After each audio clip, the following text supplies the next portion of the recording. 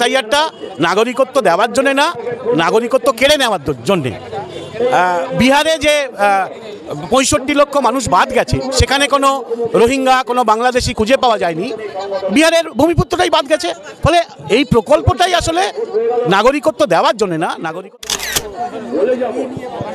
আজকে এসআইআরের বিরুদ্ধে আমরা রাস্তায় নেমেছি। পশ্চিমবঙ্গ সহ সারা দেশে 12টা রাজ্যে এসআইআর হচ্ছে এবং এই এসআইআরটা নাগরিকত্ব দেওয়ার জন্যে না, নাগরিকত্ব কেড়ে নেওয়ার জন্যে। বিহারে যে 65 লক্ষ মানুষ বাদ গেছে, সেখানে কোনো রোহিঙ্গা, কোনো বাংলাদেশি খুঁজে পাওয়া যায়নি, বিহারের ভূমিপুত্রটাই বাদ গেছে।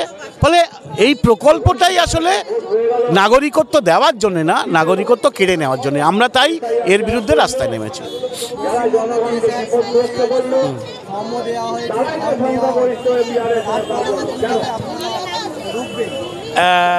এইটা মানুষ 2019 সালে এনপিআর করতে গেছিল কেন্দ্রীয় সরকার, কিন্তু সারা দেশ জুড়ে যে বিক্ষোভ, অবস্থান, আন্দোলন, তার ফলে বাধ্য হয়েছিল তারা পিছু হটতে এবং লকডাউন ঘোষণা করেছিল।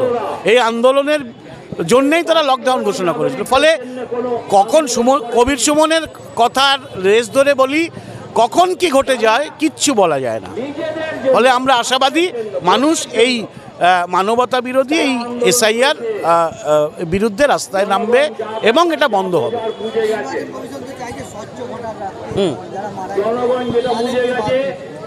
সেটা তো আইআর, সে তো প্রতি বছরই হয়।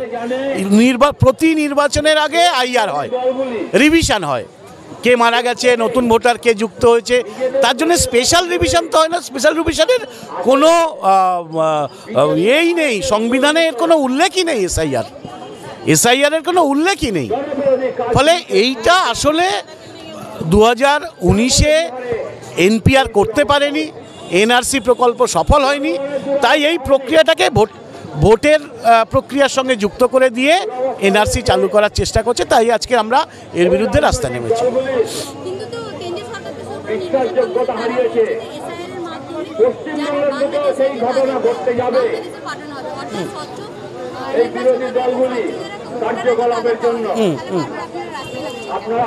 না, সেটা তো এসআইআরের আগেই শুরু হওয়ার আগেই তো বাইরে পাঠিয়েছে, আগেই তো। এখনো তো সোনালী বিবি বাংলাদেশে রয়েছে।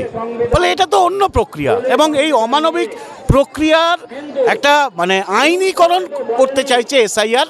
এবং যদি 1 কোটি, 1.5 কোটি, 2 কোটি মানুষ বাদ যায় নাগরিকত্ব থেকে, তারা বেনাগরিক হয়ে যায়, কোনো সরকার, কোনো বাংলাদেশ সরকার, কোনো প্রতিবেশী কোনো দেশ এই 1 কোটি, 1.5 কোটি মানুষকে নেবে না।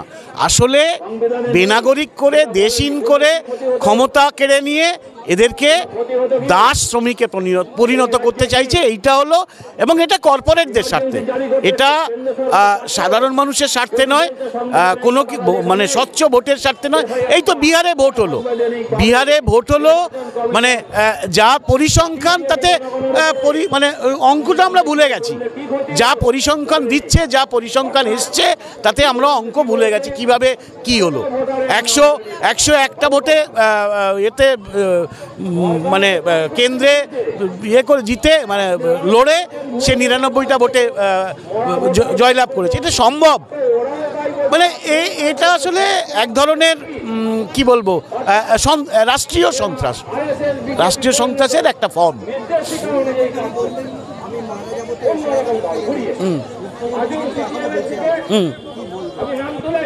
না, উনি তো এই ধরনের কথাই বলেন। এবং এসআইআর শুরুতে এসআইআর যারা করছে বিএলও, তারা কিন্তু এই রাজ্যের স্কুলের কর্মচারী, স্কুলের শিক্ষক, স্কুলের শিক্ষিকা, তাদেরকে নিয়েই তো বিএলও ডিউটি দিয়েছে। ফলে তিনি আসলে ওপর একটা প্রচার করছেন এসআইআরের বিরুদ্ধে, আর তলায় তলায় বিভিন্ন পাড়ায় সব ক্যাম্প করছে, তৃণমূলের ক্যাম্প। ফলে এই দ্বিচারিতা আমরা জানি, এই দ্বিচারিতা মানুষ জানে আর কি। এটাতে কোনো লাভ হয়নি। আসলে উনি এসআইআরটা করাতে চাইছেন।